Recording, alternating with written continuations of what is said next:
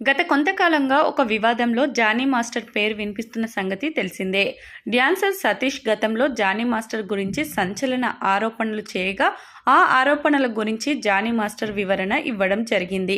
ఈ వివాదం సద్దుమణిగిందని అందరూ భావించగా ఎవరూ ఊహించని విధంగా ఈ వివాదానికి సంబంధించి ఎన్నో మలుపులు చోటు చేసుకుంటూ ఉండడం గమనార్హం.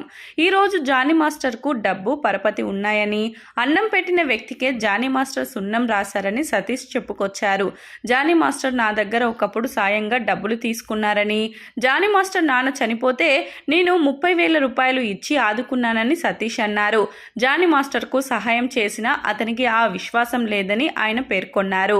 జానీ మాస్టర్కు బైక్ లేకపోతే బైక్ ఇచ్చానని, అయితే ఒక సాంగ్ చేస్తే 6 నెలల వరకు సాంగ్ ఉండదని, మిగతా డ్యాన్స్ మాస్టర్లు నెలకు 2 నుంచి 3 సాంగ్స్ చేస్తున్నారని సతీష్ చెప్పుకొచ్చారు. సతీష్ చేసిన కామెంట్ల గురించి జానీ మాస్టర్ ఏ విధంగా స్పందిస్తారో చూడాల్సి ఉంది. జానీ మాస్టర్ రెమ్యునరేషన్ ఒకంత భారీ స్థాయిలో ఉందనే సంగతి తెలిసిందే. జానీ మాస్టర్కు ఇతర భాషల్లో సైతం మంచి గుర్తింపు ఉందనే సంగతి తెలిసిందే. Jani master craze, fan following, popularity అంతకంతకు పెరుగుతుంది.